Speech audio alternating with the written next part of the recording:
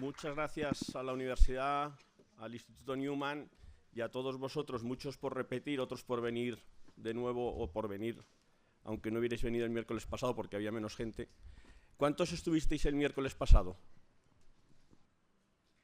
Bueno, al haber muchos que no habéis estado, os voy a hacer una breve introducción de quién soy y lo que viví, y a partir de hoy, a partir de ahí, yo no voy a hacer una disertación, no soy filósofo, no soy historiador, no he dado nunca una conferencia de 1 hora, por lo tanto no os voy a dar una chapa escrita o que alguien hubiera hecho. Yo creo que va a ser mucho más instructivo para todos que hagamos un coloquio, que intercambiemos pensamientos, pero bueno, hago lo primero, me presento. Como os han dicho, me llamo Carlos Clemente, tengo 50 años, 2 hijos de 18 y 16 años, he sido voluntario y cooperante en Iberoamérica con 18 y 19 años, trabajé en políticas sociales durante 5 años en la Comunidad de Madrid. Esa fue la etapa profesional más apasionante y bella que he tenido desde los 17 años que comencé a trabajar como socorrista en Guadalajara en verano. Gracias a ese trabajo social pude conocer a personas maravillosas, así como experiencias de vida muy difíciles en España, en Iberoamérica y en África. En el año 2008 me ofrecieron entrar en un proceso de selección para ser el director general de la Fundación Alas. Es la fundación de Shakira, Miguel Bosé, Alejandro Sanz, Juanes, 65 artistas y 7 patronos que eran los mayores empresarios de Latinoamérica. Tuve la suerte de ser elegido en octubre de 2008 y dejé la política para irme a Colombia, con la que entonces era mi mujer, y con mis 2 hijos de 3 años y medio y 11 meses. En enero de 2009 me trasladé allí y en el mes de marzo se abrió una investigación que todos conocéis, que se llama el caso Gürtel. Me acusaron de recibir 13.600 euros y rompió en ese momento mi vida. Después de 1 mes y medio en Colombia y de haber dejado todo para irme a una fundación, tuve que dejar la fundación, como es lógico, y bueno, volver a nacer profesionalmente, porque todo eso se vino abajo, ¿no? 11 años después ingresé en prisión condenado a 6 años y 6 meses de cárcel. Cumplí 20 meses en Soto, casi 2 años. Hoy llevo una pulsera telemática en el tobillo, que lo que me permite es poder dormir en mi casa todos los días y poder estar con mis hijos. Y me hacía esa pregunta el otro día de ¿hoy soy más libre que en prisión? Y contestaba a ratos sí. ¿Pude ser libre en prisión? Y la respuesta fue que también. Con eso no quiero decir que estaba mejor en la cárcel. La cárcel es una mierda, es un pozo. Que te priven de la libertad es lo más duro que puede pasar, probablemente después de la muerte de algún familiar cercano o de alguna persona muy querida, o de una enfermedad terrible. A uno no le pueden quitar nunca la libertad de pensar, la libertad de soñar, de escribir y de leer. Y en mi caso también la de rezar, porque soy creyente, y eso me ayudó mucho en mi estancia de los 20 meses en Soto del Real. Esa fue la introducción que hice a todos los compañeros que estuvieron otro día. Luego entramos en un coloquio y les contaba que el primer libro que leí en entrar en prisión fue este. Mi hermana me lo metió en la mochila, y es de un sacerdote, escritor, que se llama Pablo Dors, y se llama Biografía del silencio. Para mí fue algo que me marcó los 20 meses que estuve allí, porque se convirtió en un libro de cabecera, un libro de referencia, de leerlo en momentos malos, en momentos buenos. Os lo recomiendo de verdad, es impresionante, pero sobre todo ayuda a valorar los silencios, y en esos silencios hacernos tantas preguntas que muchas veces nos condenan a no ser libres, o al revés, que nos ayudan a vivir en libertad aunque uno esté entre rejas. De ese libro saqué muchas experiencias y saqué mucho, como os decía también el otro día, a poner en calidad cada rato que paso con alguien. 5 minutos, pero 5 minutos de calidad, con un hijo, con un amigo, en una reunión, con mis padres, por supuesto, que uno no valora lo que tiene hasta que se ve metido en ese pozo que os decía, y ve cómo tantos y tantas veces pierde tiempo, pierde experiencias de vida con las personas que quiere y que la rodean. Y uno sí sabe sentirse querido cuando está allí dentro, porque de verdad se ve a la gente que a uno siempre le ha querido y le ha deseado lo mejor. Yo no voy a haceros, como os decía, eso. Yo creo que a los que estuvisteis, me gustaría saber alguno de vosotros que dijerais qué os supuso la experiencia del otro día que compartimos. A los que tengáis dudas o preguntas sobre qué fue el proceso, cómo fue o cómo se vive allí dentro, por supuesto dispuesto también a ello, no hay ningún problema. El otro día preguntaron de todo y hablamos de todo, pero a que también os hagáis la pregunta a vosotros, reflexionando en vuestros silencios, qué sentís, qué vivís, qué os dicen, qué se os pasa por la cabeza, creéis que sois libres. Yo estuve, os repito, estuve en prisión y me sentí más libre que nunca. Probablemente porque viví 11 años de incertidumbre. Lo que más mata a una persona es la incertidumbre. Y yo empecé un proceso en 2009, terminó en 2020 y les contaba el otro día a vuestros compañeros que la primera noche dormí 11 horas en prisión. 11 horas seguidas. Y no fue más que saber que ese día empezaba una nueva vida para salir de allí lo antes posible y poder recuperar la libertad, ¿no? Entonces, os propongo a vosotros que establezcamos un coloquio, que contéis una experiencia. El otro día habló personas que tenían alguna persona, algún familiar que había sufrido lo mismo, o gente que tenía un amigo que podría sufrir lo mismo.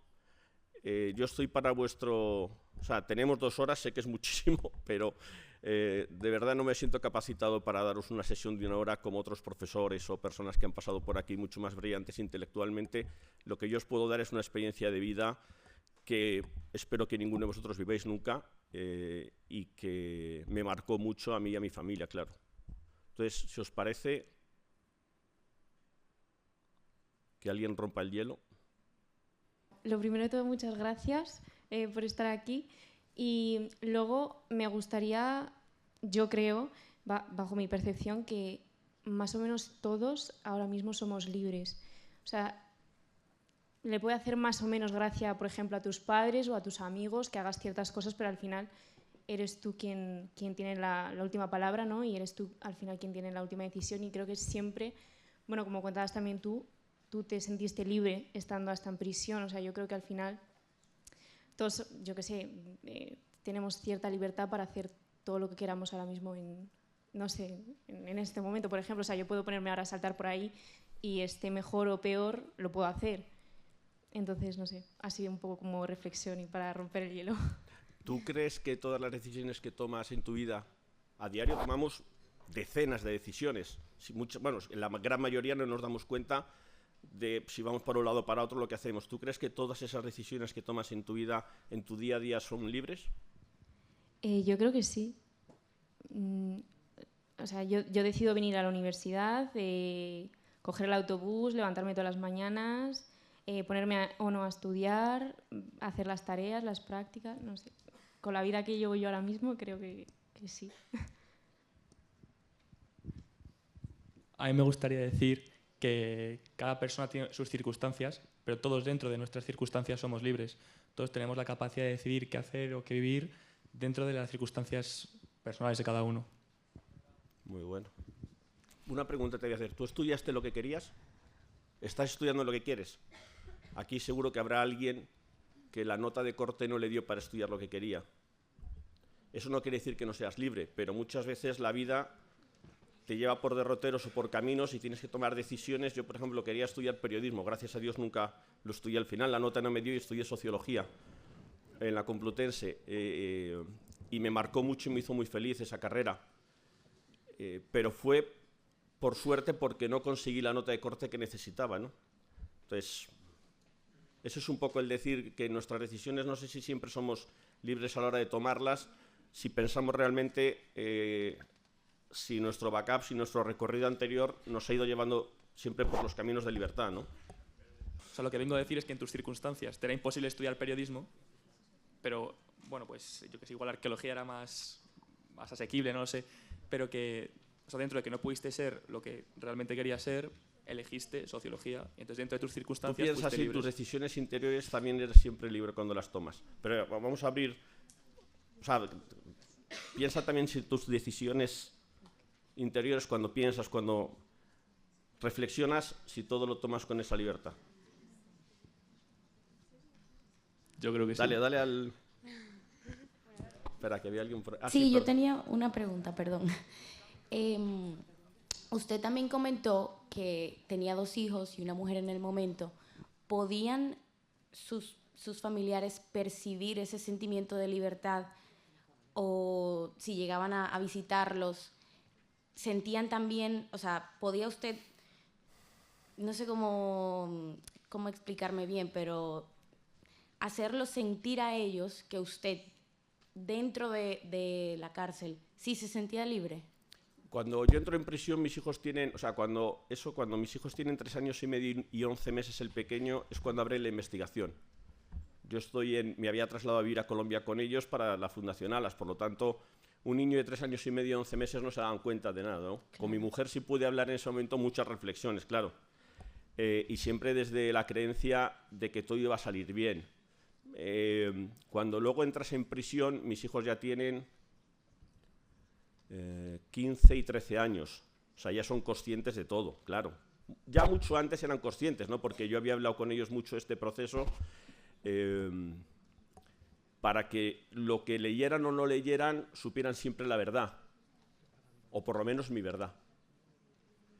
Y siempre tuve esa sensación de que mis hijos siempre fueron libres en eso, en que aunque en el colegio, o aunque a lo mejor luego cuando alguno, el mayor, ha llegado a la universidad y han tenido algún comentario, siempre han tenido esa certeza de conocer desde un principio lo que pasó y lo que ellos han vivido fuerte, ¿no?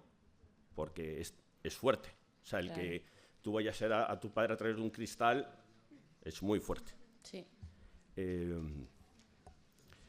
Pero sí creo que ellos han tenido esa sensación de libertad dentro de la dureza tan grande que han vivido, ¿no?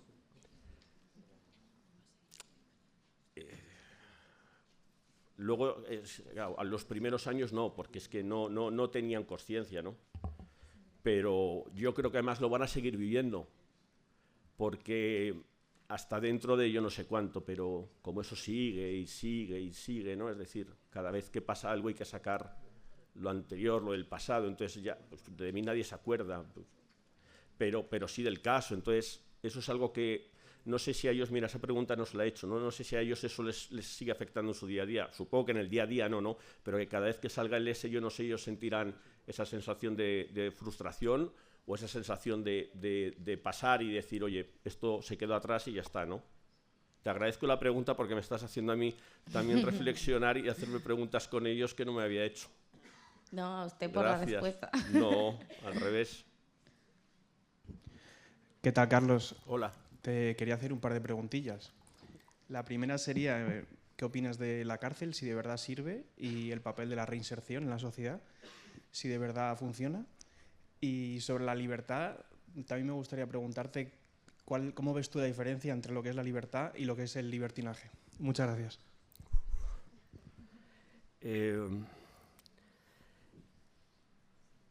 La cárcel sirve para el que quiere, pero hay que poder. Hay gente que entra en prisión y no puede por mucho que quiera cambiar, ¿no? Es decir, hay condiciones de vida con las que uno llega a la cárcel que es muy, muy, muy, muy difícil viendo lo que ves allí, ¿no? Que alguien pueda salir de ese entorno de vida, de ese núcleo que le lleva a que siempre sea lo mismo y lo que ha vivido, no sé, 15, 20, 30 años cuando entra en prisión, o con 18, con 20, digamos, ¿no? Las circunstancias previas al ingreso en prisión de mucha gente, yo decía el otro día, yo soy un privilegiado, yo me comparo con la gente que había allí, que yo tengo hijos, padres, hermana, yo tengo un entorno social de amigos que nunca me dejaron.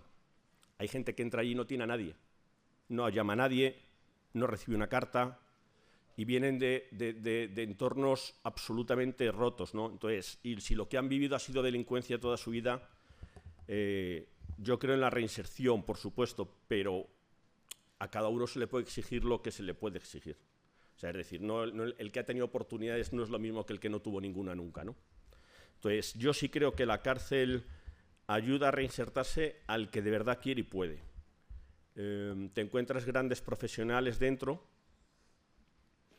pero es tal el número de presos con la cantidad de profesionales que es imposible que llegue a que realmente haya un trato, o como se llama allí, junta de tratamiento, que haya un tratamiento que sirva. A mí, ayer, una de las personas que estaba allí en prisión, hay un colegio dentro de Soto del Real, un colegio de la Comunidad de Madrid, dentro de la cárcel, y una de las profesoras con las que tuve mucho trato me escribió ayer y me decía: oye, Carlos, ¿tú crees que la escuela, viendo cómo a otros iban allí a la escuela de GB, o sea, de primaria, eso, etcétera, les era útil? Digo, yo creo que sí. A mí no, porque pues tengo una carrera universitaria, entonces yo no iba a eso, pero, por ejemplo, a mí me sirvió el deporte, el correr. Contaba el otro día, me hacía gracia que mi primer media maratón la hice en un campo de fútbol sala, en el patio, a 165 vueltas. Bueno, esos eran mis momentos de libertad, ¿no? Pero sí creo que puede haber reinserción, sobre todo puede haber... O sea, yo sí he conocido a gente que se ha reinsertado o que ha tomado la decisión de toqué fondo, no tengo nada, quiero salir de la vida que llevo, y sí he encontrado algunos casos. El otro día hablaba de un amigo mío, Emanuel, que ha cambiado su vida radicalmente, ¿no? Pero te encuentras gente que lleva 28 años preso, entonces es muy difícil que haya un milagro o esa persona es que sale y lo que quiere es volver, ¿no? Porque su entorno es así, ¿no? Y la libertad y libertinaje, no sé, libertinaje, yo te he dicho, no soy filósofo, pero creo que hay muchísimas diferencias, ¿no? El libertinaje es hago lo que quiero, porque quiero y cuando quiero y como quiero, ¿no? Y vivimos en una sociedad donde nos hemos dado derechos y libertades, pero ¿dónde está nuestra libertad? ¿Dónde empieza la del otro? ¿Dónde acaba la mía? Yo creo que esa reflexión, que es muy buena, se la tiene que hacer cada uno, ¿no? Pero yo no puedo hacer siempre todo lo que quiero. ¿Y por qué están tan confundidos esos dos términos actualmente?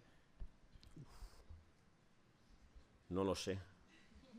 Ayúdame, pero no lo sé. Probablemente, bueno, es que vosotros tenéis 20 años, yo tengo 50. Hace 30 años no había nada de lo que hay hoy. Yo me acuerdo que tenían los primeros móviles, ¿no? El zapatófono ese así, Airtel era la compañía, imagínate. Hoy todo es en un segundo. Hoy todo es rápido, hoy es quiero, ya no quiero. A mi hijo una novia le dejó por WhatsApp después de haber venido de haberla ido a ver a un municipio en Guadalajara, fue a verla y cuando volvió a Madrid, en Atocha, tenía un mensaje que le había dejado. Es decir, hoy eso... Esto es... O sea, hoy yo creo que nos cansamos antes de todo, ¿no?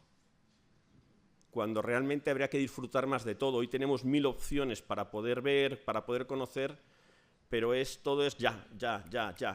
No sé, si lo ves con las redes, con las películas, con todo, ¿no? Ya no hay anuncios, ya no hay... Es todo momentos. Twitter o X eran 140, ahora son 280, el TikTok tiene que ser 1 minuto. Yo no tengo TikTok, no tengo nada de eso, pero me imagino que la vida ahora todo es rapidísimo, entonces las decisiones son rapidísimas y muchas veces no paramos a pensar las decisiones que tomamos, ¿no? Te hablo desde una vida de 50 años, ¿eh? No sé si tuviera 20 si haría lo mismo, probablemente haría cosas diferentes. Pero lo veo en mis hijos, ¿no? Veo que todo es rápido, se aburren de las cosas. O sea, es muy difícil que encuentren algo que les... Es que ni el deporte ya. No sé. ¿A ti? O sea, ¿a ti qué diferencia encuentras entre una y otra? Hombre, el libertinaje es hacer lo que te dé la gana en cualquier momento, y la libertad creo que depende también del don que tiene cada uno, porque no hay dos personas iguales en el mundo. Absolutamente. Entonces, para mí, a lo mejor, o sea, la libertad en sí, por lo que yo entiendo, es haz algo que esté relacionado con tu don y que te permita desarrollarte como persona, no hacer lo que te dé la gana en cualquier momento. Y a lo mejor esa libertad implica pues que no salgas, que hagas a lo mejor algo que no te apetece, porque luego tienes un fin mayor, como yo lo entiendo. Muchas gracias. Yo te quería hacer una pregunta y es que no me ha quedado muy claro. No sé si has dicho que antes de entrar en la cárcel estabas incómodo porque vivías en una incertidumbre. Entonces, no sé si me lo puedes explicar, no lo entiendo. Pues la incertidumbre es que, imagínate, 2009, te abren el 5 de marzo de 2009, esa fecha nunca se olvida, claro, te abren una investigación. Lo que antes se llamaba imputado, que eres investigado. Entonces, entras en un proceso que desconoces porque nunca se está imputado, no saber las consecuencias que tiene hasta que empiezas a ver y eliges un abogado porque tampoco tienes abogado, ya llevas una vida normal, pues no tienes abogado, menos penalista, claro. Y empieza una incertidumbre de vida porque no sabes en qué va a acabar. Es decir, cuando empieza la instrucción, el juicio empezó en 2017, creo, terminó en 2018, 2016, 2018. O sea, ya estamos hablando de 2009 a 2018 y 9 años de condena, porque hay una condena social grande y hay una autocondena propia porque uno se siente observado cuando, gracias a Dios, no es así, ¿no? Luego te das cuenta que al salir de prisión, hablando con muchos amigos, me decían, Carlos, ¿ya volviste de Colombia? Digo, madre mía, tú no sabías que estaba 20 meses preso. Y eso de verdad ha ocurrido, ¿no? Entonces, la incertidumbre, ¿cuál es? Que cuando llega el juicio, hasta que llega una sentencia, pasan luego de otros 2 años. La incertidumbre de no saber qué va a ser de tu vida. Eso es a lo que me quería referir cuando tú no sabes 3 personas qué decisión van a tomar sobre tu vida, ¿no? Porque yo dependía de 3 jueces. Uno me absolvió, pero 2 me condenaron. Por lo tanto, pero tu incertidumbre es la de tu familia. O sea, todo tu entorno más cercano tiene esa incertidumbre, ¿no? Tiene esa ilusión de que todo vaya bien, pero siempre te queda la pregunta, ¿y si no, qué, no? Entonces, a eso me refería cuando a mí ya me dicen, tienes 10 días para ingresar en prisión, se acabó mi sufrimiento por la incertidumbre, ¿no? Ya sabía que tenía que ingresar y ya sabía que tenía que trabajar, como decía el otro día, en una escalera peldaño a peldaño hasta salir lo antes posible, ¿no? A eso me refería con la incertidumbre. Gracias. Nada, a ti. Vale, no es una pregunta, es un poco en reflexión a lo que han preguntado antes de lo de la libertad y el libertinaje. En mi opinión, el libertinaje es como algo mucho más superficial. O sea, la libertad yo creo que es algo como mucho más profundo del ser, que para mí, por lo menos, yo soy creyente, se remonta al final creer o no creer. O sea, como que es algo muy profundo, ¿no? El libertinaje yo lo veo como algo del día a día. O sea, tú puedes elegir, por poneros un ejemplo más gordo, tú puedes, por ejemplo, elegir si tomas drogas o no tomas drogas. Entonces, ¿qué pasa? Que al final el libertinaje, en mi opinión, es una falsa libertad. O sea, es como que es algo que te da esa sensación de libertad. O sea, yo estoy eligiendo hacer esto, pero al final luego la gente que se adicta a las drogas realmente no es libre porque no pueden decidir cuándo dejan de tomarlo y cuándo no. Al final son adictos, se vuelven adictos. Entonces yo eso, en mi opinión, es lo que es el libertinaje. O sea, es como una falsa libertad. Al final la libertad de verdad es lo que tú piensas, lo que tú crees. Eso nadie te lo puede quitar. Muchas gracias. A mí me gustaría saber, porque no sé si, imagino que tendrías momentos peores ya una vez estando allí en la cárcel, no sé si tu mayor apoyo, por así decirlo, todo lo centrabas en la fe o qué, pero ¿cuál sería la virtud que destacarías que te hizo, a lo mejor en esos momentos que estabas más peor, más decaído, por así decirlo, pues como sobrellevar la situación y seguir adelante? La fe fue vital, ¿no? Pero aún allí dentro tienes vaivenes de la fe, ¿no? Porque también te preguntas por qué estoy aquí, ¿no? Dices, ¿y esto por qué? ¿Esta cruz, no? Si a diario hay gente que se hace esa pregunta porque le ha ido mal en la universidad, porque ha roto con un novio o con una novia, porque ha tenido un problema de salud, un familiar, pues allí igual.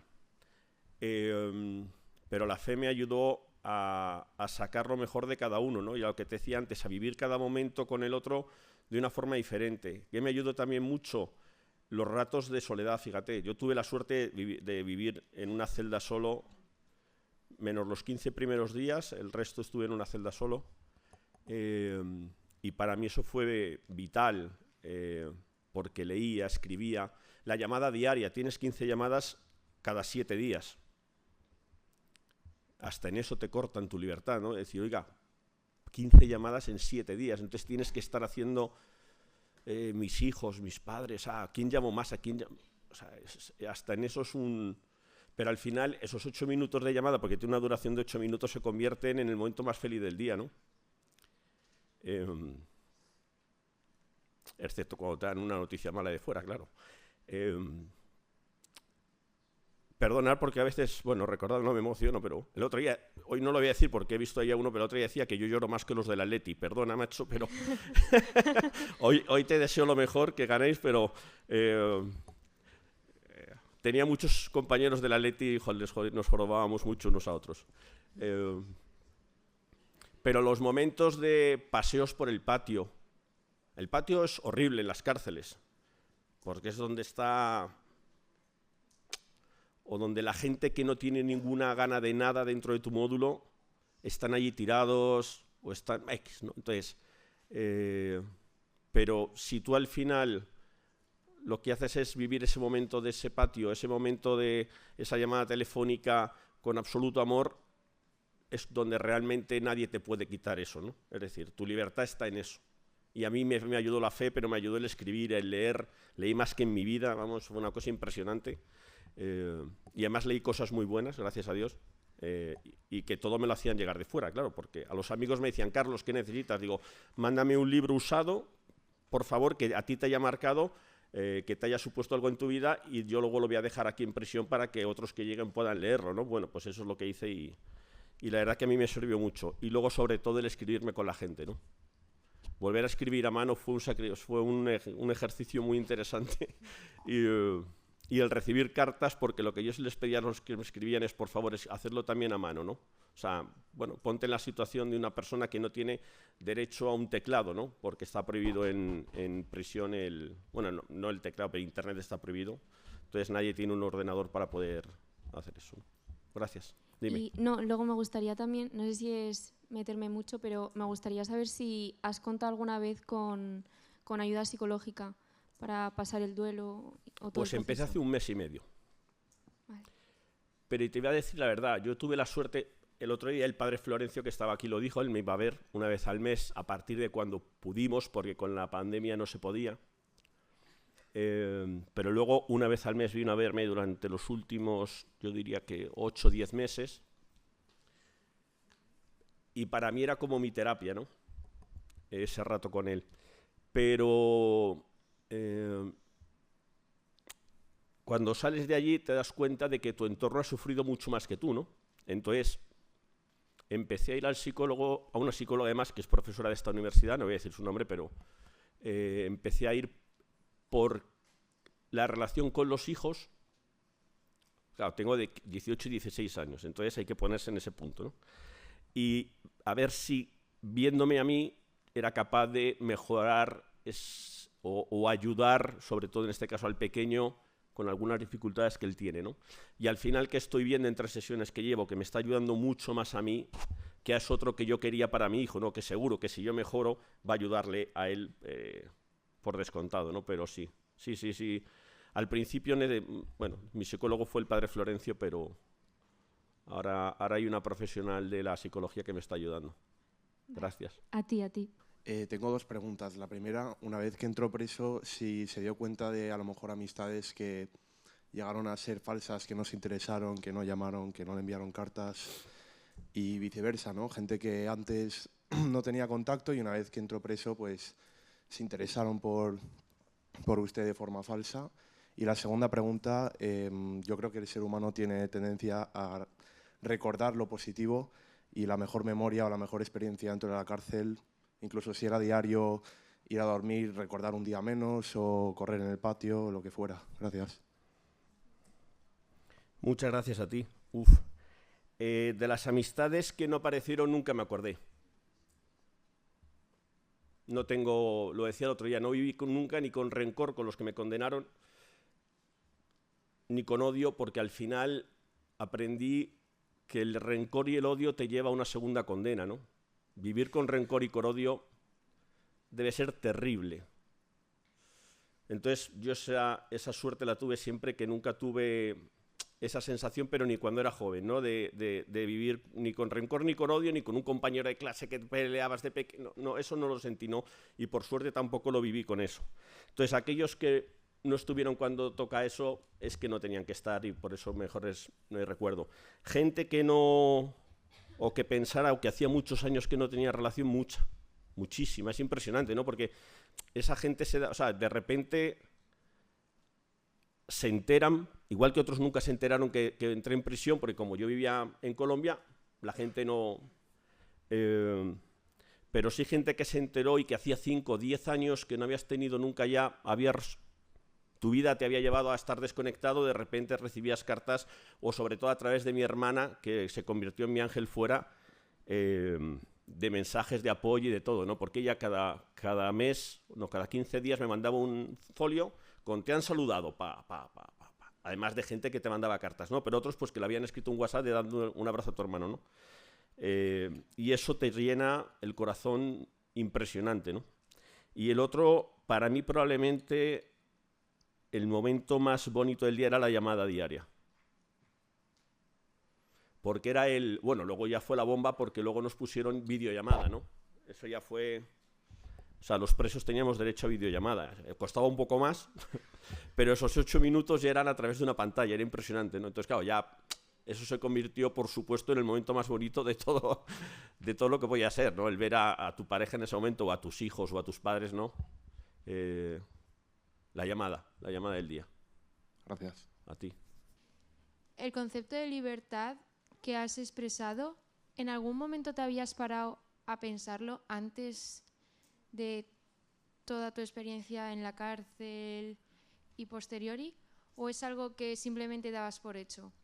Y la segunda es, dentro de ese concepto de libertad, ¿no crees que es muy utópico el pensar que de cierta manera todos somos libres? Gracias. Uy, gracias a ti.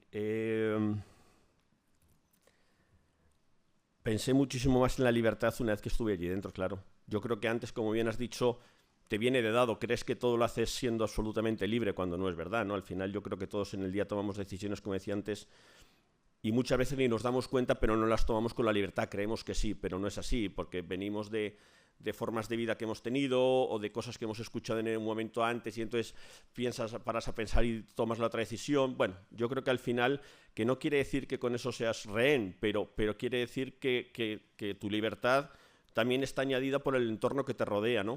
Y las decisiones también las tomas referente a ese entorno. Perdóname, que la segunda era la de... Si no crees que que todos seamos libres es un concepto muy utópico. En plan, como no, yo creo que muchas personas, es decir, la libertad de no estar preso no es estar entre barrotes. La libertad muchas veces nos la quitamos nosotros mismos, ¿no? Yo creo que hay mucha gente que no vive libertad, primero física, porque creo que aunque no estés en una prisión hay mucha gente en este mundo que no vive en libertad, pero eso es entrar en otro tema político que no voy a entrar. Pero sí creo que hay mucha gente que no vive libremente en su cabeza, ¿no? Sí creo que hay gente que vive rehén de su vida, de su entorno, de sus pensamientos, de sus ideas, ¿no? Sí lo creo. Hasta que haya más preguntas, Carlos, ¿nos puedes hablar del libro de Pablo II, de la biografía del silencio? Es un libro sobre todo que está muy enfocado en lo que es el mundo de la meditación. Yo nunca había meditado. Me sigue costando infinito meditar. Admiro a la gente que lo hace. Y a veces 10 minutos del día son valiosísimos en ese momento de quedarte en silencio, ¿no? Yo creo que eso es lo difícil de todos nosotros, tener 10 minutos en un momento dado por la mañana frente a tal, de quedarte en silencio. Y muchas veces decir, no, pero si no me sirve para nada. Yo creo que lo contrario, que eso sirve muchísimo, ¿no? Voy a leeros algunas de las cosas que dice del libro que señala Pablo Dors. Dice, el principal fruto de la meditación es que nos hace magnánimos, es decir, nos ensancha el alma. Pronto empiezan a caber en ella más colores, más personas, más formas, más figuras. Para Pablo también la meditación en silencio y la quietud es el camino más directo y radical hacia el propio interior. No recurre a la imaginación o a la música como ocurre en otras vías, y eso requiere un temple de soldado y una firme determinación. No es excepcional que quien se dedica por una meditación tan dura y seca haya pasado por muchas disciplinas espirituales como el propio Pablo II, ¿no? En la meditación silenciosa basta una habitación que no esté demasiado caldeada ni fría, basta un banquito o un cojín para sentarse y una esterilla. Hay gente que pone incienso muy suave o incluso un pequeño altar con una vela encendida. Todo está al servicio del recogimiento, todo invita a la interiorización. Luego él habla, por ejemplo, de que la meditación en equipo, en compañerismo, suele ser mucho más grata, que eso es un gran tesoro, y si ya tienes un maestro o acompañante ante quien exponer las dudas y temores, que es muy recomendable. La meditación no es solo para un grupo de personas exclusivo, sino que es para todo el mundo. Y luego él detalla varias cosas dentro de lo que es qué significa la meditación en la manera en la que vivimos.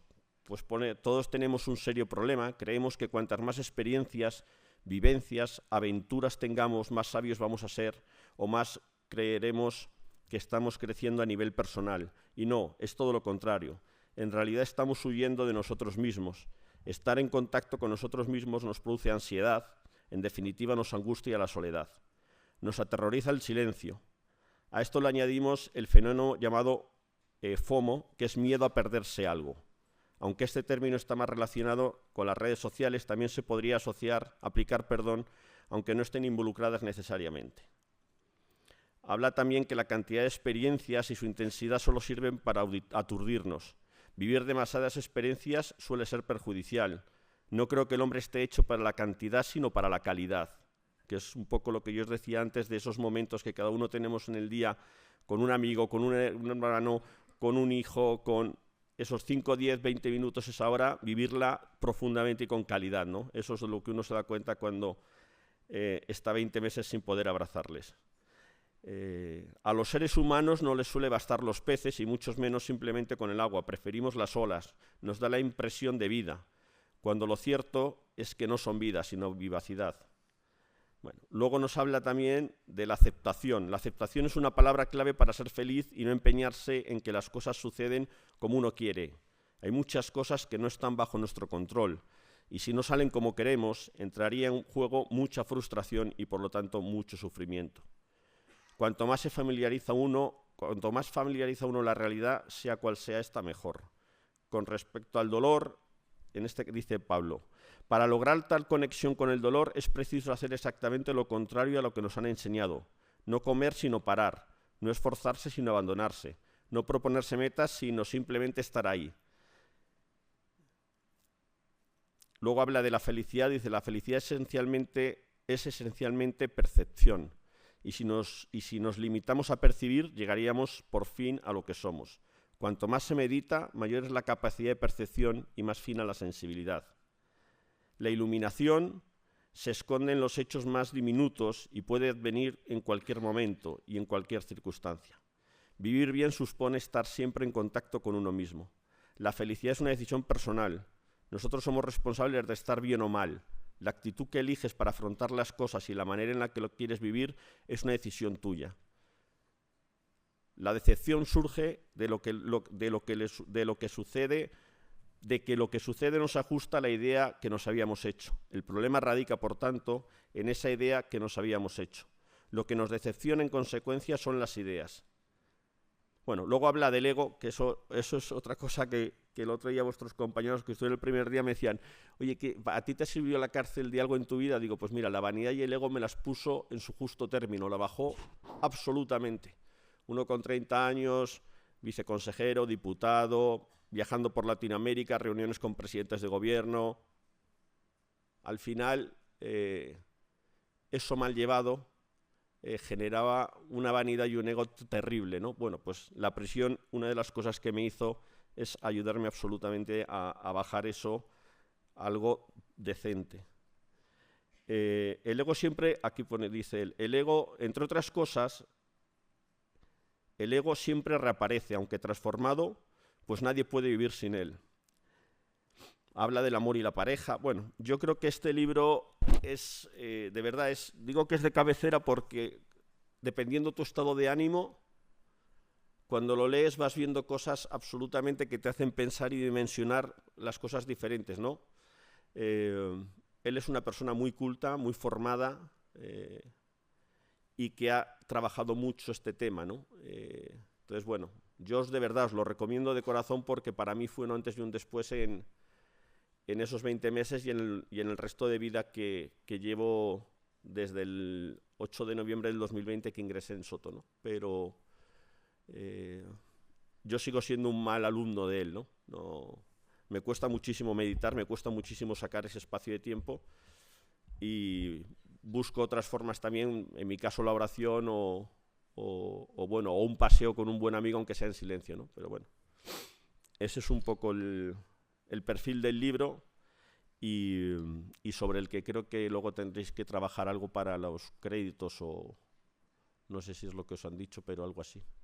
Bueno, nunca he tenido el placer de conocer a nadie que haya estado en la cárcel, entonces me llama este tema la curiosidad y por preguntar a ver si nos puedes proporcionar alguna experiencia que has tenido con algún preso, cualquier cosa, que te haya cambiado tu percepción de ver, pues, porque en la cárcel de Soto tengo entendido que hay como presos de distinto, ¿sabes? Que no son como presos como tú, sino presos, pues a lo mejor exterroristas o cualquier cosa de ese tipo. Entonces, si has podido tener alguna conversación que te haya marcado o alguna experiencia que nos puedas pues, contar así que sea pues, enriquecedora o algo así. Esto lo hago siempre con cuidado porque puede parecer amarillismo y en ningún momento quiero que eso sea así. La cárcel de Soto del Real es una cárcel que depende en parte de la Audiencia Nacional, por lo tanto hay una parte de presos primero es una cárcel de preventivos en su mayoría, pero es decir que todavía no han sido juzgados, los mandan allí, y luego hay otros que han sido juzgados, pero pues por ejemplo por la Audiencia Nacional, que tienen que ver con delitos fiscales, terrorismo, etcétera, ¿no? Yo soy del Partido Popular en el sentido de que antes era afiliado, ahora soy simpatizante y fui condenado siendo alto cargo del Partido Popular, con lo que eso implica en lo que te voy a contar. Yo estaba en la celda 205, en la 204 tenía a un terrorista de ETA y en la 206 tenía otro terrorista de ETA. Uno de ellos tenía delitos de sangre, el otro no. Uno de ellos era mi compañero de frontenis y el otro era mi compañero de atletismo. En el mismo módulo estaban terroristas, bueno, en este caso personas que habían estado en el movimiento yihadista o todos conoceréis, si no, también a César, al Cachopo. O sea, el módulo 10 era un módulo de respeto, pero que había todo tipo de delitos contra la salud, pues personas del narcotráfico, etcétera, ¿no? Entonces, yo en mi vida nunca pensé que podía compartir un partido de frontenis con un condenado por terrorismo. Imagino que él nunca pensó que iba a compartir un partido de frontenis con una persona del Partido Popular, ¿no? Pero la vida me enseñó eso. Al final allí lo que sí te das cuenta es que no preguntas nada, ¿no? Sino, aquí estoy, me quiero ir de aquí, entonces voy a hacer las cosas lo mejor posible porque, sigo diciéndolo, eso es un pozo inmundo. Si te das cuenta, como dice un amigo mío, las cárceles están ahí metidas, abandonadas en un sitio ahí entre pueblos que no se ven. Las han sacado de las ciudades, por suerte, pero probablemente hoy sea el sitio donde la gente piensa que está la escoria más grande, ¿no? Y te encuentras realidades de vida inmensas, ¿no? O sea, que al final, yo creo que en todos los sitios, si tú abres tu corazón, encuentras cosas positivas y también negativas, ¿no? Pero yo encontré en prisión a gente que estaba arrepentida de lo que había hecho, que cambió su vida. O sea, sí, para mí fue un aprendizaje también humano muy grande, ¿no? Muy grande. Porque te ponen en unas situaciones que nunca te habías preguntado ni te habías imaginado, ¿no? Y te digo las de ETA porque es lo más... Bueno, pues imagínate, entre un político del PP que mataron a cientos de políticos o a cientos de personas, bueno, a todos los que mataron fueron sin tenerlos que matar, pero que personas que yo conocía fueron asesinadas, nunca te pensarías en tu vida que ibas a compartir un café o un buen rato con ellos, ¿no? Y la vida te lleva a ver que eso es diferente, ¿no? Que allí luego dentro, voy a obviar los nombres, pero que allí dentro eran otras personas, ¿no? Pues muchas gracias. A Y ti. luego otra pregunta, sí, que has hablado antes del tema de la libertad y que tú te has sentido libre estando en la cárcel. me gustaría saber que contaras un poco más tu experiencia de por qué te has sentido libre, qué te ha hecho ser libre ahí dentro. Me sintió libre, os lo decía antes, el no entrar con rencor ni con odio. Me preparé para... la semana pasada contaba que yo tuve la suerte, yo había sido voluntario en Solidarios para el Desarrollo, una ONG que nació en periodismo en la Complu, en esa carrera que no pude estudiar. Y entonces, bueno, una persona... Solidarios lleva 30 años entrando en prisiones a compartir espacios, momentos, ratos con los presos, llevando a gente, pues, a un astrólogo, a un futbolista, a un director de cine, todos los sábados del año en Soto del Real, ¿no? Entonces, el director de cárceles de Solidarios, que se llama Álvaro, le dijo a mi hermana, oye Beatriz, hay una persona que ha estado en Soto del Real 2 años preso y que le encantaría hablar con tu hermano para explicarle dónde va a ir, ¿no? Y para mí eso fue mi ángel, ¿no? Yo estaba en Colombia, tuvimos 3 conversaciones vía Teams y me dijo, mira Carlos, vas a llegar así, tienes que ir así. Cuando llegues te van a poner las huellas, te van a hacer las fotos, te van a desnudar para que te pegues una ducha, entonces vete duchado y diles, oiga, mire, pues claro, llega mucha gente que viene de la calle, entonces el tema de la ducha era por eso, entonces te evitarás la ducha probablemente. Vas a dormir 2 noches con otra persona que te van a poner que tú no conoces de nada, pero bueno. Entonces, eso que parece una tontería, tú cuando ibas entrando por allí y ibas viendo que todo eso era realidad, era una sensación de confort, de decir, o sea, sé dónde estoy entrando, sé lo que me está... Luego cada uno marca su camino, ¿no? Pero te van a entrevistar la psicóloga, el trabajador social, el no sé qué, el no sé cuántos, bueno... Yo tuve esa suerte, ¿no?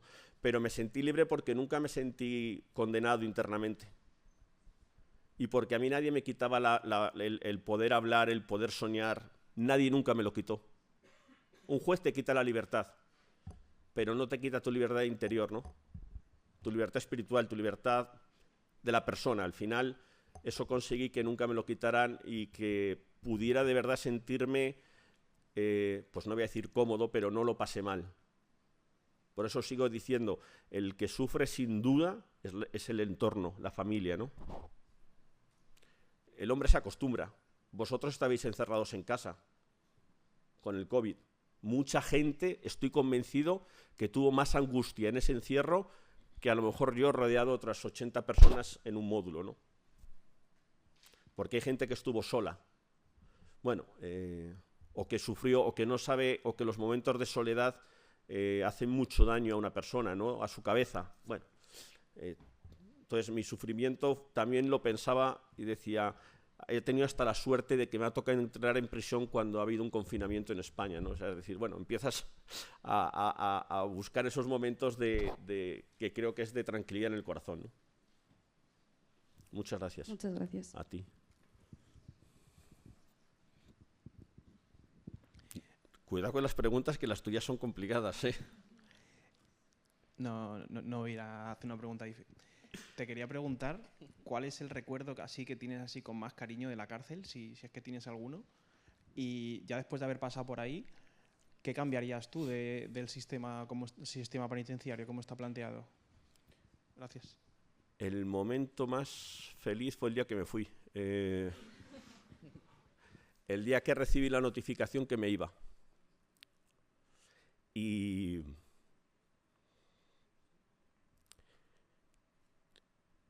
los abrazos de los compañeros de algunos y de los funcionarios que vinieron a despedirse, ¿no? Porque al final la felicidad de ellos era porque te ibas, ¿no? Y por lo que habían trabajado para que tú te fueras, ¿no? Te encuentras gente, bueno, muy buena allí. Porque al final tu vida depende de 8 personas en la prisión. 4 que son el grupo de trabajo más cercano, que es trabajador social, psicólogo, jurista y educador. Y luego el director, subdirector de tratamiento, personal médico y seguridad. Esos son 8 personas que tienen el voto cada 6 meses para que tú puedas progresar o no, ¿no? Entonces, el día que me dijeron que había sacado mayoría para que me fuera y vinieron a decírmelo, probablemente ese fuera el día más... Y el que me fui, no tengas duda que el que me fui hasta me olvidé el DNI, tuve que volver. Perdona, que la segunda no me... Tal y como está... La cárcel, ¿qué cambiaría? Pues no sé, casi todo. Primero, la cárcel es necesaria, eso está claro, pero estamos en el siglo XXI, la gente se alarma porque un preso tiene televisión, te aseguro que hay gente que se alarma porque un preso tiene televisión, o porque tiene una radio, o porque hay una piscina en una prisión, o hay un polideportivo en una prisión. Al final, mira, la prisión es como... Soto caben 2.000 personas, ahora debe estar en 1.200. Hay 17 módulos. Hazte la idea que Soto es Madrid. Y entonces está el barrio Salamanca, está el barrio Villaverde, o el distrito, está Usera, está Chamartín. Al final hay de todo. Hay un hospital, hay un colegio, está la UNED, es decir, al final es como un Madrid pero privado de libertad. Entonces, el tema es si realmente con lo que dice la Constitución de la reinserción se cumple o no. Claro, tú dices, qué fácil es decir que se pudra, ¿no? Todos probablemente lo hemos pensado en nuestra vida. Ese es lo que ha hecho que se pudra, que se joda y que lo pague, que se muera. Pero en la concepción del ser humano, desde el punto de vista mío personal, que es cristiano, eso no existe, existe la segunda oportunidad. Y además, bueno, te invito porque el 25 de abril va a haber una tercera jornada aquí sobre prisión y universidad. Llevamos 2 jornadas hechas ya aquí, en noviembre y en febrero pasado, y hablábamos de eso, ¿no? De las segundas oportunidades de las personas, ¿no? Un país que niega una segunda oportunidad a alguien es un país que no vive en libertad, que no es justo. Es decir, todo el mundo tiene derecho a equivocarse y todo el mundo tiene derecho a poder devolver como don el error que cometió, ¿no? A la sociedad. Hoy la cárcel no tiene internet. Es decir, lo preguntaba antes una compañera tuya, oye, ahora tienes tratamiento psicológico, sí. Qué bueno hubiera sido, imagínate que yo entro en prisión y 3 años antes tengo un acompañamiento de un psicólogo. ¿Por qué yo no puedo continuar con un psicólogo ese tratamiento en la sociedad del siglo XXI donde hay 1000 formas de poder hacer una videollamada? Algo que ayude a que realmente la persona que está en prisión y que quiere cambiar y que quiere mejorar y que quiere retomar su vida desde otro punto de vista pueda tener ese derecho, ¿no? Pero es que no hay, es que tienes 8 o 15 llamadas en 7 días. ¿Por qué? O sea, el tema es que la cárcel de hoy, claro, si la comparo con la de Latinoamérica, me imagino que puedes echar a llorar, ¿no? Ayuda muy poco a esa reinserción. Uno, porque no le dan medios. Todo el mundo prefiere, como es lógico, según el punto de vista de cada uno, oye, que haya un colegio más, que no vaya a ir para los presos, ¿no? Hay 60.000 personas presas. Yo creo que, es decir, creo que hay mucha gente que no debería entrar en prisión por una serie de delitos, es decir, hay delitos que son de libro, pero ahora está entrando gente en prisión por delitos que creo que no tienen, que esa gente tiene que tener otra oportunidad y no entrar en prisión por ello. Oye, aquí puede haber ejemplos de todo, pero alguien que se ha tomado 2 cervezas, le han cogido, no sé qué, ha tenido un accidente. Hombre, se ha matado a alguien, sí, pero si no, esa persona... Ahora están entrando en prisión mucha gente por delitos de alcohol y el hecho es que uno no se da cuenta de que cuando uno entra en prisión la vida le cambia para siempre, ¿eh?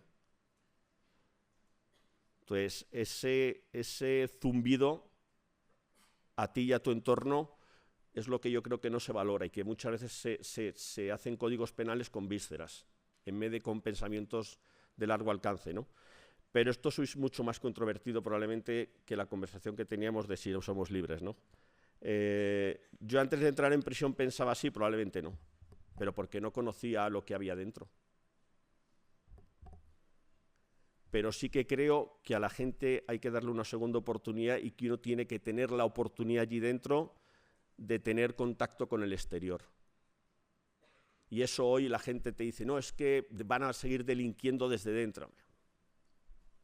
En la cárcel hay droga, en la cárcel hay teléfonos móviles, en la cárcel hay de todo. Y si vas por ese camino, vas al pozo, y si dejas ese camino y sigues por el camino de hacer las cosas bien, sales antes, ¿no? Entonces, yo creo que tiene que, aunque suene duro, humanizarse mucho más las prisiones y sobre todo dar muchas más oportunidades de cambio a la gente que está allí, al que quiere cambiar. Que es mucho más difícil esta pregunta que la otra que has hecho, ¿eh? Sí.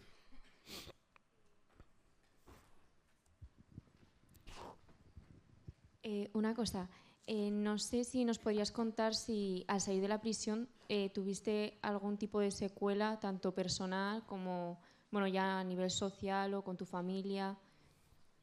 ¿Cómo fue? No, gracias a Dios no. O sea, a nivel personal y familiar todo, y el entorno y los amigos y todo muy bien.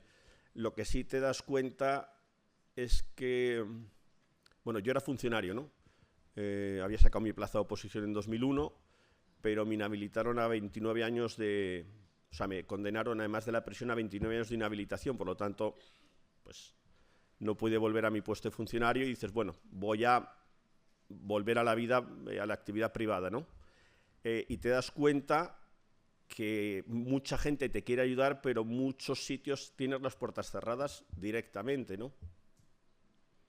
O sea, si es para una labor comercial de una empresa, pues probablemente no, pero si es para una labor de relaciones institucionales de tal compañía, imposible, porque como te tienes que relacionar muy probablemente con la administración pública, entonces sí que vas viendo que hay una serie de sitios en los que directamente ya ni preguntas, ¿no? Y eso pues va a durar siempre, pues porque ya tengo 50 años, los próximos 15 años que me queden laborales o 20, pues ya los estoy haciendo ahora de otra forma, ¿no? Pero si encuentras ese...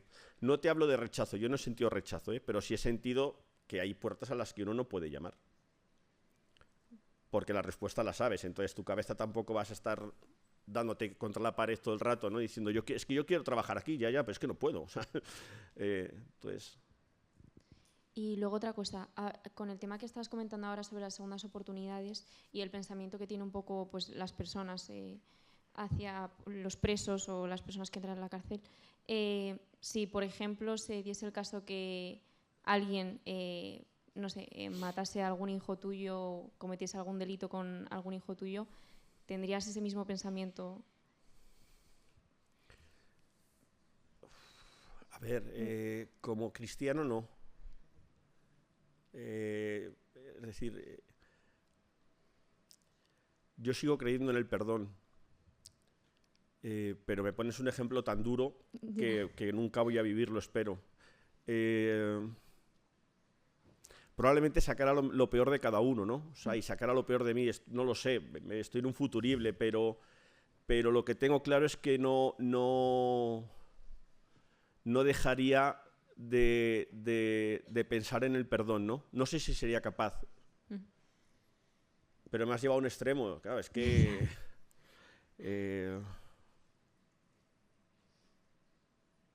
no lo sé. No, de verdad, no puedo contestarte. Yo creo que mi formación religiosa o me llevaría al perdón. Eso es lo que creo. Si muchas veces no perdonamos tonterías en el día a día, ¿no? Sí, totalmente. Pues imagínate esa situación, ¿no? Pero bueno, quiero creer que llegaría a perdonar. Vale. Quiero creerlo. Vale. Lo que no quiere decir que no quisiera que tuviera la condena que le pusieran, ¿no? Porque yo creo que el delito hay que pagarlo una vez que te han condenado. Yo no pregunté, yo soy inocente, siempre dije que no me llevé 13.000 euros. No tengo problema en decirlo públicamente, está en los medios, da igual. Me condenaron 2 jueces, otro me absolvió, pero no tengo ese rencor ni ese odio, porque lo que te decía antes, no quise vivir 20 meses en prisión con 2 condenas, ¿no? Con la que me pusieron y con otra de odio y de rencor, no. Y eso me ayudó también a ser más libre, que era la parte de hoy, ¿no? Pero...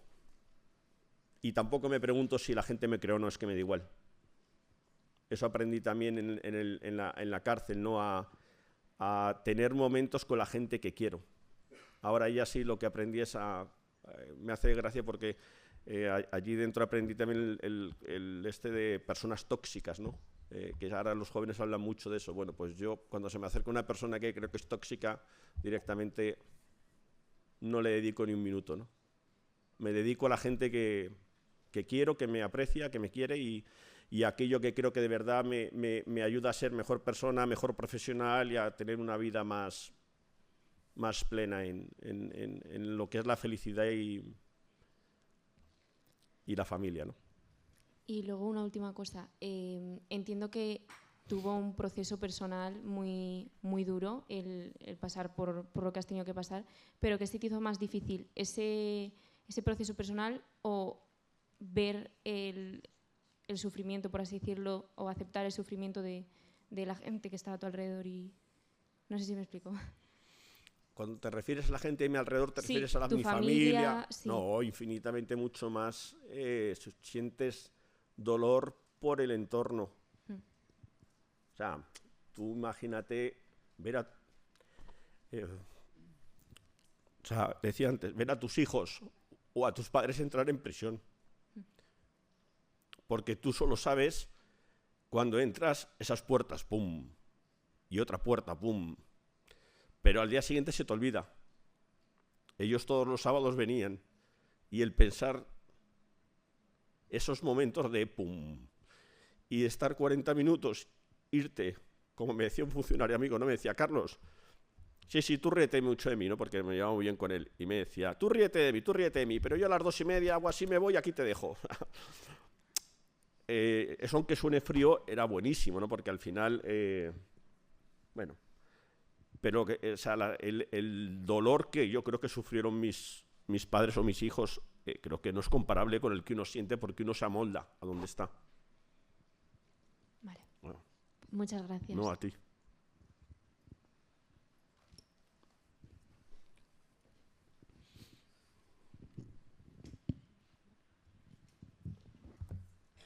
Hola. Hola. Yo volviendo un poco al tema de antes sobre lo de la influencia que te dio la gente a ti en la cárcel, yo quería preguntar más por el otro lado. ¿Qué influencia tuviste tú como individuo que a fin de cuentas venía de otro entorno, a ver, diferente? Cada persona supongo que vendría de un entorno diferente allí. Pero ¿qué influencia ejerciste tú como individuo sobre el resto de personas con las que te encontraste allí? Gracias. Pues eso no te das cuenta hasta que empiezan a salir de allí, ¿no? Ahora os hablaba antes de un amigo mío, se llama Manuel, que espero que algún día venga por aquí, porque él es de los que también va a colegios y a hablar con chavales por el tipo de delito que él hacía allí. Y él me decía, joder, Carlos, macho, es que cada consejo que me dabas me ayudó en mi vida, ¿no? Bueno, qué suerte, pero nunca das esos consejos pensando que le vas a ayudar en su vida, ¿no? Sino que al final, yo creo que el día a día que llevas allí dentro y tu forma de tratar al resto con toda la humildad, el cariño, la humanidad, sea quien sea el otro, es lo que realmente hace que otro pueda tomarlo como algo positivo en su vida, ¿no? Igual que yo lo recibí de gente, es muy probable que otros lo recibieran de mí, pero sobre todo el respeto y la educación y el cariño hacia el otro, ¿no? A veces hay solo una persona con la que no tuve relación no me causaba nada, pero pasaron más de 100 o 200 personas en el tiempo que estuve, porque claro, la gente va saliendo, va entrando, entonces al final serían 200 o 300 personas en ese momento, ¿no? En la cárcel te dicen, no des tus datos, luego cuando salgas no sé a qué tal, ¿no? Bueno, es verdad que yo no di muchos datos y sobre todo el teléfono que daba, luego cuando salí estaba cancelado, entonces no le sirvió a nadie, pero sigo manteniendo algún contacto con alguna de las personas con las que conviví allí y yo creo que la ayuda siempre fue mutua, ¿no? Uno no espera que otra persona a lo mejor le pueda ayudar y en el más simple comentario, en el momento más delicado o en el abrazo o una sonrisa te cambia la vida o te cambia el día, ¿no? Entonces, no sé si ayudé a gente, pero por lo menos intenté tratarles como lo que eran, ¿no? Personas que para mí eran lo más importante en ese momento, ¿no? Sí.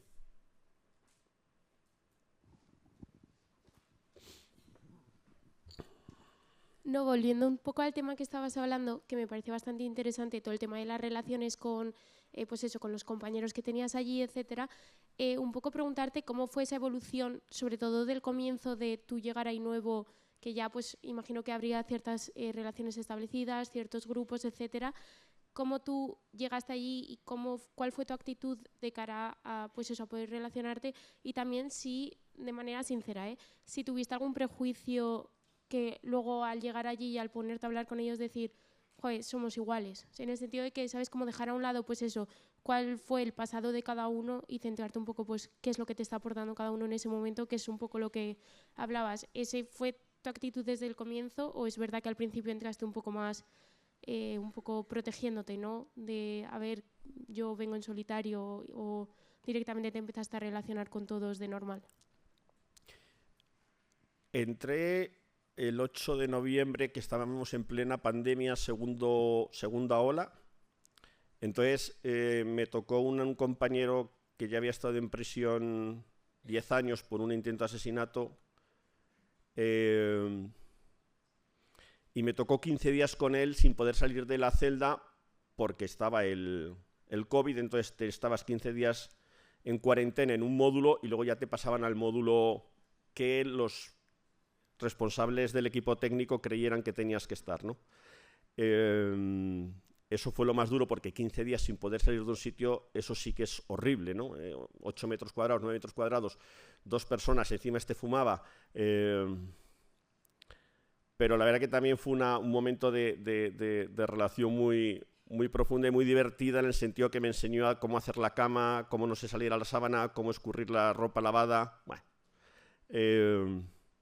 Y luego pasé a un módulo de respeto, y al principio, te decía, tuve la suerte de haber tenido una persona que me contó dónde iba a ir, qué cosas él creía que debía hacer y qué cosas creía que nunca debía hacer. Entonces, sí ibas un poco siempre, no precavido hacia el otro, pero sí diciendo, oye, yo voy a entrar tranquilito, despacio, sin montar...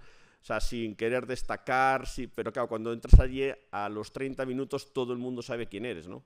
Eso es como la pólvora. O sea, ha llegado uno nuevo, ha llegado uno nuevo, ha llegado uno nuevo. Ah, es de Gürtel, es de Gürtel, es de Gürtel. Bueno, entonces, bueno, yo, de los 100 que éramos, había 2 personas que conocía porque habían entrado antes de la misma causa. Entonces, por lo menos tuve con alguien con quien al comienzo poder hablar y que me enseñaron el módulo, bueno. Pero rápido, la verdad que si eres una persona afable y una persona que no va con pretensiones de nada, más que la de irte de allí, te relacionas con todo el mundo. Yo antes te he dicho, sí, hubo con una persona con la que nunca pude tener relación, pero fue por el delito que cometió, pero que no pude, bueno, da igual. Pero con el resto...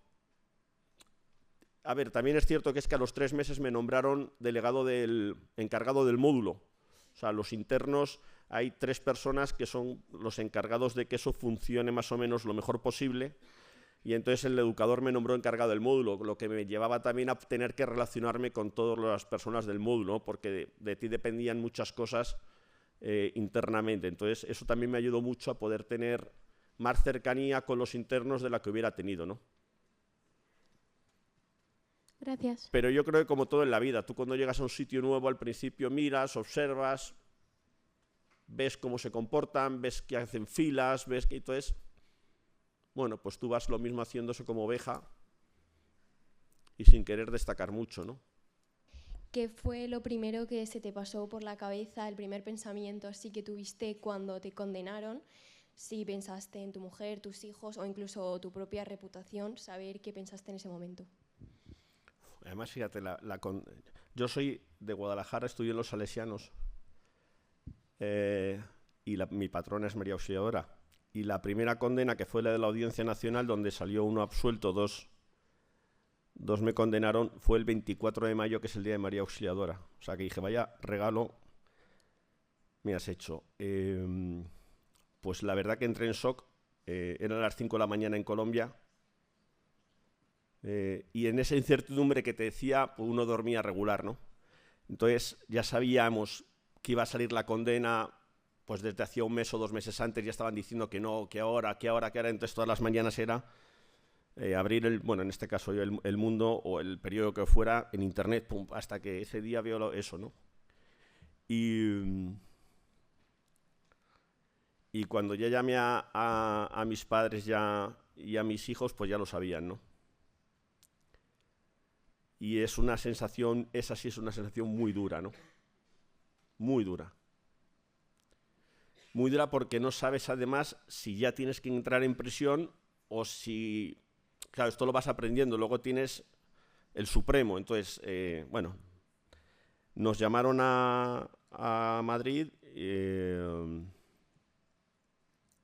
un lunes a la Audiencia Nacional y a unos los mandaron directamente a prisión y a otros nos dejaron en libertad porque se supone que íbamos a recurrir al Tribunal Supremo como si fue, ¿no? A mí además el propio tribunal que me había condenado me dejó volver a Colombia porque yo trabajaba allí, entonces tenía mi forma de vida allí y me dejó volver y presentarme 2 veces al mes ante el consulado para decir, oiga, que estoy aquí, que no me he fugado, ¿no? Así estuve 2 años y pico hasta que salió la sentencia del Supremo. Y la sentencia del Supremo pues ya fue la losa, ¿no? Bueno, ya... Yo creo que probablemente fuera fue mucho más duro el primer momento que el segundo. Y... Lo que el segundo, lo que te decía, el segundo ya fue como decir, bueno, ya, se acabó, empieza una nueva vida y empieza un nuevo camino, ¿no? Hay que salir de aquí en cuanto entre y ya lo tomas otra vez desde un punto de vista positivo, ¿no? Antes era siempre el qué va a pasar, y el miedo, ¿no? Siempre había miedo a la sentencia. Entonces, bueno. Y luego ya por curiosidad, ¿qué fue lo primero que hiciste al salir? Salí con la orden de tener que irme a... Cuando sales de prisión, en Madrid hay 3 CIS, son Centros de Internamiento Social, que es... no es cárcel, porque es más como, dijéramos, son centros más semiabiertos, digamos, ¿no? Tú tienes una habitación que tiene una puerta normal, ya no es una verja o una reja, y si trabajas, pues sales por la mañana a trabajar, vuelves por la noche a dormir, ¿no? Entonces yo me tenía que ir al de Navalcarnero, hay uno en Meco, hay otro en Navalcarnero y luego está el Victoria Ken en Madrid. Entonces, yo por vivir cerca, viviendo en Pozuelo, el que tocaba era el de Navalcarnero. Entonces vinieron mis padres, mis hijos, mi hermana y en ese momento mi novia a recogerme a Soto y lo que hicimos es, bueno, irnos a desayunar a Navalcarnero a una cafetería y acompañarme luego ellos al CIS, ¿no? Que fue muy divertido porque la persona, claro, es decir, cuando sale una persona de prisión normalmente no tiene toda su familia que va a recogerlo y luego llevarle, ¿no? Además yo venía con toda la ropa, con todas las cosas de 20 meses allí, imagínate, ¿no? Entonces ellos me fueron a acompañar luego al CIS y me recibió un jefe de servicio que se llama don Javier y me dijo, oiga, ¿usted qué trae aquí? Y digo, pues mire, yo es que acabo de salir de Soto del Real y traigo todo lo que tengo allí. Me dice, usted aquí deje una mochila porque no va a estar aquí mucho tiempo, estuve 11 meses. Menos mal, pero ya solo iba a dormir. Entonces lo primero que hice es irme con mi familia a desayunar y a abrazarnos, pero es que no tenía tiempo porque tenía que ir al CIS obligatoriamente, ¿no? Que era un paso previo a la pues digamos, a la vida en semilibertad, que es la que llevo ahora porque llevo una pulsera telemática, ¿no? Que lo que me permite es, en vez de dormir en el CIS, dormir en casa. Pero tengo que estar, las horas que tenía que dormir obligatoriamente en el CIS, las tengo que pasar en casa también. Bueno. Y bueno, por último, dices que eres católico. ¿En qué sentido la fe es lo que más te ha ayudado tanto dentro como fuera de la cárcel? Pues que la fe siempre me ayuda a ver las cosas desde un punto de vista optimista. A sentirme acompañado siempre, Aunque dudes, ¿no? Porque dudas, coño, dudas. Pero me ayudó a, entre otras cosas, sentirme libre, a sentirme acompañado, a sentirme arropado. A cuando había un momento duro, que los hay, si los tenemos a diario fuera, pues imagínate allí dentro que todo se magnifica, ¿no? A parar y a reflexionar y a pensar qué decisión tenía que tomar o qué tenía que hacer para que todos los problemas se fueran diluyendo, ¿no? Bueno, a mí la fe creo que me enseñó a ser mejor. Es lo que intento a diario, ¿no? Pero sobre todo me ayudó mucho a ser feliz. Aún en la dureza de la prisión, uno es feliz dentro de la prisión. Porque al final lo que es feliz en el entorno y en el momento que está viviendo, ¿no? Vale, gracias. A ti. Bueno, yo quería preguntarte, después de toda tu experiencia, ¿sigues confiando en el Poder Judicial o directamente en un futuro, si tienes que recurrir a ellos, prefieres no...? Sigo cumpliendo una condena, prefiero no contestarte. Yo confío en las personas. Unos son jueces, otros son fiscales, otros son abogados, otros son ingenieros. Uno confía en la persona o cree en la persona, ¿no? Yo creo en la persona. Las decisiones luego las toma cada uno y... No sé, pero no voy a decirte todo lo que pienso porque no me encuentro en una situación de poder decírtela. Vale, gracias. A ti. Hola, yo te quería preguntar, una pregunta muy general. ¿Qué es lo más importante que dirías que has aprendido de la cárcel?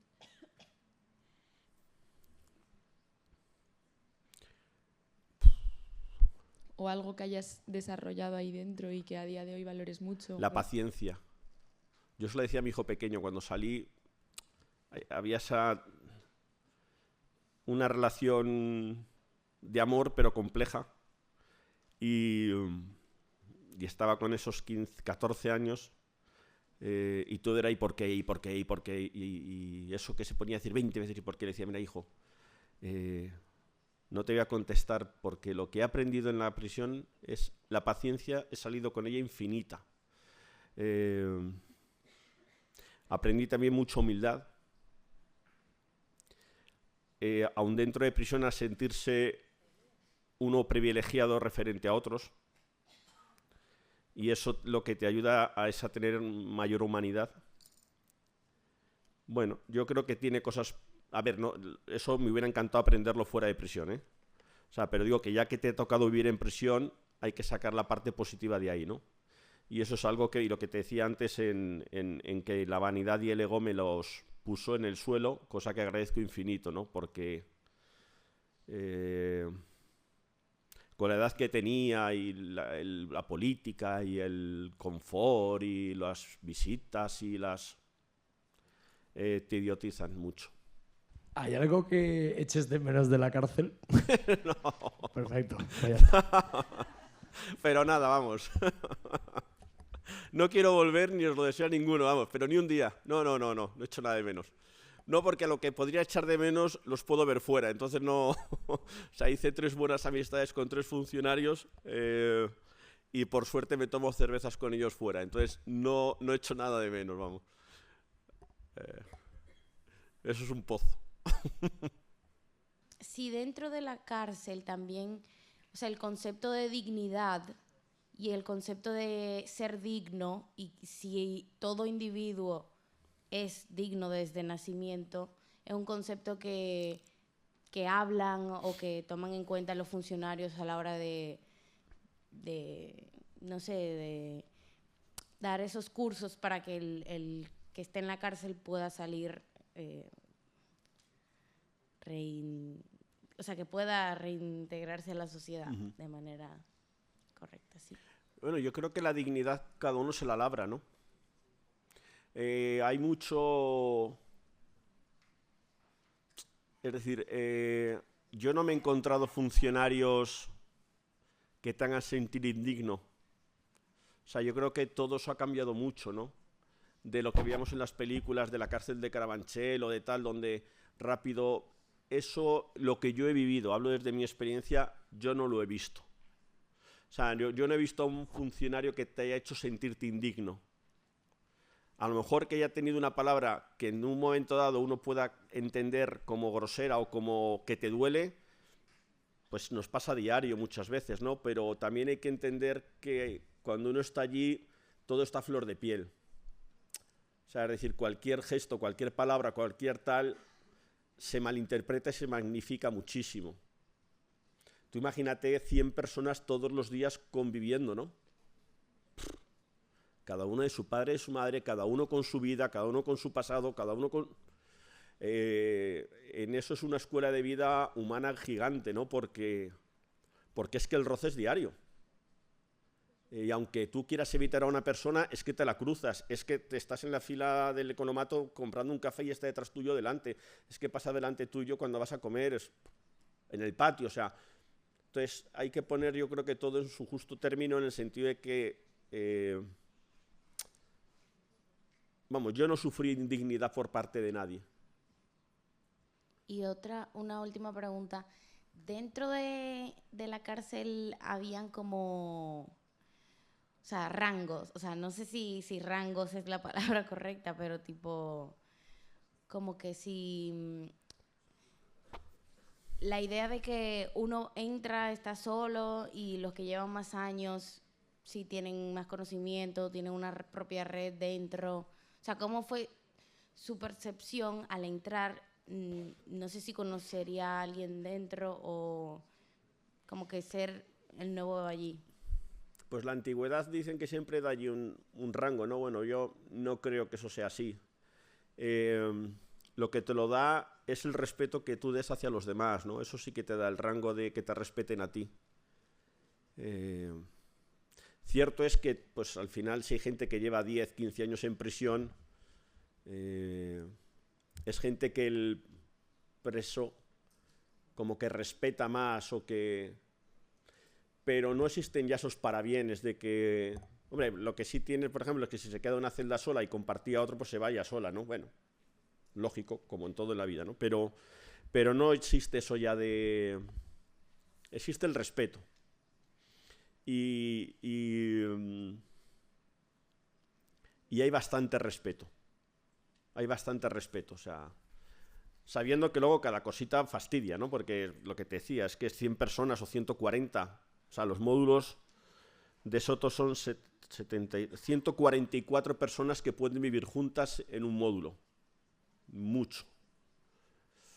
Entonces y luego hay gente que no sale en todo el día del módulo, porque en el módulo que estábamos nosotros salíamos a trabajar, entonces muchas veces el módulo se podían quedar 20 personas durante el día, con lo que eso es... Pero hay módulos de 120 personas donde nadie sale en todo el día porque nadie sale a trabajar ni sale a nada. Entonces imagínate 120 personas todo el día juntas. Sí que a lo mejor en esos módulos a lo mejor sí había un nivel diferente, ¿no? Pero yo no lo viví. Hablando de respeto, ¿cómo lleva una persona a decirle buenos días, jugar al correr en el patio o lo que habías dicho antes, con otra persona con la que sabes que tiene las manos manchadas de sangre o que son delincuentes realmente de ETA, por ejemplo? ¿Cómo llevas eso? ¿Cómo eres capaz de interactuar con ellos sin juzgar? Pues mira, con uno de ellos, que este sí tenía delitos de sangre, cuando me nombraron encargado del módulo, para tener beneficios penitenciarios internos, digamos, puedes hacer una serie de cosas. Entonces lo que hacíamos es que un sábado cada 2, o sea, 2 veces al mes, hacíamos limpieza. El módulo se limpiaba todos los días, ¿no? Había turnos de limpieza de todos los internos y todos los días, en este caso, pues, a mí me tocaba una semana limpiar medio salón. Pero el módulo todo el día estaba limpio, ¿no? Y entonces hacíamos limpieza general 2 sábados al mes, que esa ya era como mucho más profunda, se sacaba todo, el patio, todo, ¿no? Y este interno se me acercó y me dijo, porque él estaba en la cuadrilla que estaba yo haciendo eso en el patio, y me dijo, Carlos, si me llegan a ver los míos que uno del PP me está dando órdenes de cómo limpiar las sillas, bueno, pues yo creo que con eso te contesto todo, ¿no? Es decir, allí dentro yo no miraba si era de ETA, si no era de ETA. Igual que él no miraría si yo era de una cosa o de otra, ¿no? O no miraría si uno era un narcotraficante o si era un X delitos, ¿no? Yo creo que allí lo que uno mira es a la persona y si esa persona en su día a día lleva una vida de respeto, de educación y de compañerismo, yo no me voy a poner a juzgar lo que ya le han juzgado los jueces, ¿no? Yo lo que miro es a ese, no, es que no quiero decir el nombre, a ese tal que es al que yo he conocido allí dentro, ¿no? Por mucho que cuando estabas fuera sintieras ese dolor por lo que hacía, ¿no? Pero ya le juzgaron. Yo no voy a juzgarle. Porque creo que entonces volvería a vivir con ese rencor y con ese odio que creo que es lo que te condena por segunda vez cuando estás allí dentro, ¿no? Y mañana tenéis mañana hay aquí un evento brutal que viene, que me permite, voy a hacer un poco de propaganda porque Esther Pascual, que es la directora de criminología, que es espectacular, mañana tiene aquí una cosa que es justicia restaurativa, que os la recomiendo de verdad, que conozcáis ese proceso, y mañana viene aquí un terrorista o un exterrorista y la mujer del asesinado por ese comando. Es brutal. Hay una película que se llama Maisabel, que el año pasado también la pusieron aquí, pero mañana vienen ellos a hablaros de la justicia restaurativa y del perdón. Entonces, bueno, yo creo que es como formación humana universitaria, es brutal lo que mañana podéis ver aquí, mañana y pasado, en esta misma sala. Bueno, pues si no hay más preguntas, hoy acabamos un poquito antes. ¿Yo os puedo pedir un favor? Ah, venga. No, es pedirles un favor. ¿Puedo haceros una foto? Es que nadie se va a creer que yo haya... No, en serio, es por mis hijos. Luego borro las caras, pero os pido permiso. Esto nunca nos había pasado. Madre del amor hermoso. Bueno, oye... Un aplauso para Carlos.